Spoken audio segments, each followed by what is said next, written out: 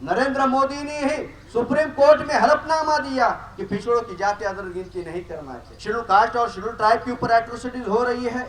संविधान और लोकतंत्र बचाएंगे, इलेक्ट्रॉनिक वोटिंग मशीन हटाएंगे, 72 घंटों के अंदर पिछड़ों की जाति आधारित गिनती करेंगे। वोट संख्या ज्यादा होती है, वो राजा होना चाहिए, लेकिन भारत में उल्टा है। लोक संख्या के अनुपात में IIT IIM में प्रतिनिधित्व होना चाहिए, फैकल्टी में रिजर्वेशन होना चाहिए। हमारे विरोध में जो षड्यंत्र चल रहा है ये मंडल कमीशन के भी विरोध में चला था। पिछड़ों की जाति आधारित गिनती होनी चाहिए और लोक संख्या के अनुपात में प्रतिनिधित्व देंगे।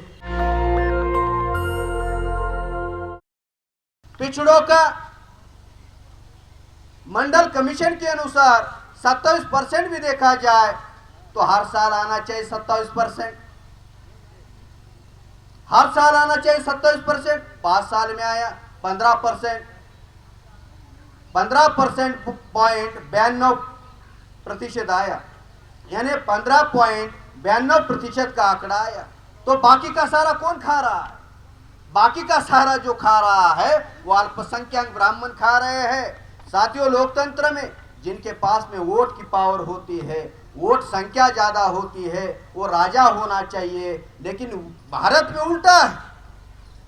लोक संख्या के अनुपात में SC ST OBC माइनॉरिटी की जनसंख्या ज्यादा है, उनका वोट बैंक ज्यादा है, लेकिन लोकतंत्र में वो राजा नहीं है, वो प्रजा के प्रजा है। तो ये जो हकमारी जो खा रहे हैं, हमारा जो अधिकार खा रहे हैं, इनको पहचानने की जरूरत है। अगर पिछड़ों की जाति आधारित गिनती होगी तो पिछड़ों के लोगों में एक अवेयरनेस आएगा, एक कॉन्सेप्ट डेवलप हो जाएगा। हमारी लोक संख्या सबसे ज्यादा है, लोक संख्या के अनुपात में सेपरेट बजट एलोकेट करना चाहिए सरकार ने, जो नहीं कर रही है। लोक संख्या के अनुपात में IIT IIM में प्रतिनिधित्व होना चाहिए, फैकल्टी में रिजर्वेशन होना चाहिए। JNU दिल्ली में है, कितने OBC के प्रोफेसर है, ये भी जांचने की जरूरत है। आज जो साथियों हमारे विरोध में जो षड्यंत्र चल रहा है ये मंडल कमीशन के भी विरोध में चला था। आपको लगता है दिल्ली का जो मुख्यमंत्री रहा केजरीवाल, वो हमारे हक्काधिकार की लड़ाई लड़ रहा है? हमारे हक्काधिकार की लड़ाई केजरीवाल नहीं लड़ रहा है। अरे वो तो मंडल कमीशन के विरोध में उसने आंदोलन खड़ा किया था दिल्ली में, यूथ फॉर इक्वेलिटी नाम का आंदोलन खड़ा किया था पिछड़ों के विरोध में। जो कम्युनिस्ट पार्टी है, कम्युनिस्ट पार्टी की एक विंग दिल्ली के JNU में काम करती है, student federation of India. Student federation of India ने भी मंडल कमीशन के विरोध में आंदोलन खड़ा किया। RSS BJP तो ऑलरेडी कर रही थी, लेकिन कांग्रेस भी पीछे नहीं। अभी कांग्रेस का जो राहुल गांधी है वो पार्लियामेंट में कह रहे पिछड़ों की जाति आधारित गिनती होनी चाहिए। अरे ये जो एजेंडा लेकर आए, ये जो 2024 के लोकसभा में एजेंडा इंडिया गठबंधन ने सामने लाया, किसका एजेंडा? ये एजेंडा हमारा है। पिछड़ों की जाति आधारित गिनती होनी चाहिए। इसलिए वामन मेश्राम साहब ने 2011 में दिल्ली के रामलीला मैदान में कार्यक्रम लाखों के संख्या में तादाद में वो सफल किया था। उसके बाद की डेवलपमेंट है, क्योंकि 2011 के बाद में 2014 आता है। 2014 2011 के पहले तो आता नहीं है।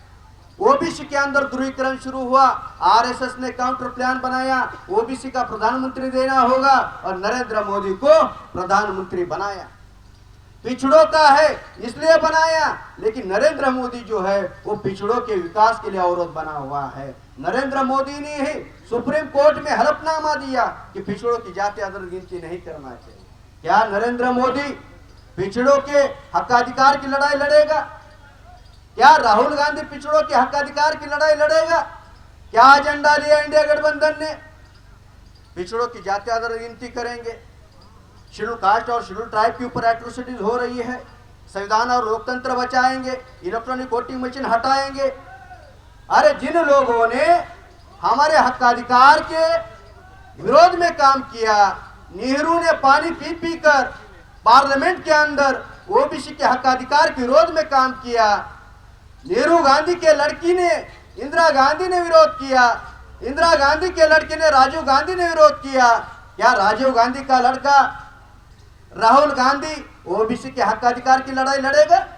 लड़ेगा? नहीं लड़ेगा। इसलिए सावधान होने की जरूरत है। ये खबर आई, सहारा पेपर में खबर छापकर आई और राहुल गांधी ने कहा हम पिछड़ों के जाति आधार गिनती का मुद्दा उठा रहे थे तो दीदी ने विरोध किया। अरे ये कौन सी दीदी है?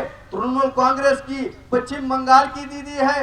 दीदी का प्रभाव इतना राष्ट्रीय स्तर पर है, अरे जो बंगाल तक सीमित है उसके दबाव में आकर राहुल गांधी कह रहे हमने पिछड़ों की जाति आधार गिनती को लेकर सीरियस नहीं हुए।